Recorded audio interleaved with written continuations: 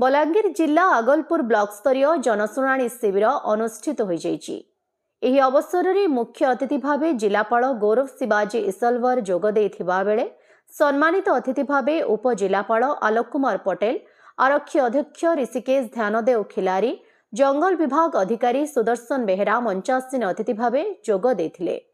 उक्त कार्यक्रम रे गोष्ठी उन्नयन अधिकारी कुलदीप महांती अध्यक्षतार शिविर परिचालित होइथिबा बेले जिलार संपद विभाग, अबकारी विभाग, जोगाण विभाग, मंगल विभाग, महिला और शिशु विभाग, सामाजिक समीक्षा विभाग, शिक्षा विभाग, स्वास्थ्य विभाग, विद्युत विभाग, प्रकल्प विभाग, उद्यान विभाग, कृषि विभाग और अन्य जिलार मुख्य विभाग अधिकारी माने जोगदे अभियोगकारी मानक समस्या गुड़िकर शुणाणी रे जिलापालंकु सहयोग करथिले। समुदाय 50 अभियोगर एही शिविर रे शुणाणी होइथिला। विशेषकर आगलपुर ब्लॉक 13 गोटी पेक्स खरीफ ऋतु पाई धान क्रयर समस्या उपरे सभापति माने लिखित अभियोग आनिथिले।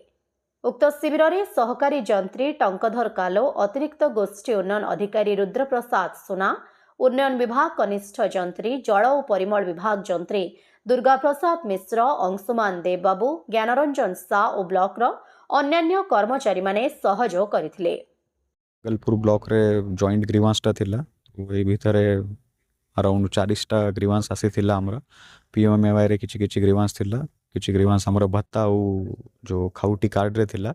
तो हमरा सबू लाइन डिपार्टमेंट और डिस्ट्रिक्ट लेवल रे ऑफिसर माने थिले, तो तांको भी डायरेक्शन दिया हेछि कि विद इन अ वीक से सब ग्रीवांसटा से माने डिस्पोज करिवे और तारा गोटे रिपोर्ट हमरा जिला ऑफिस को सबमिट करिवे।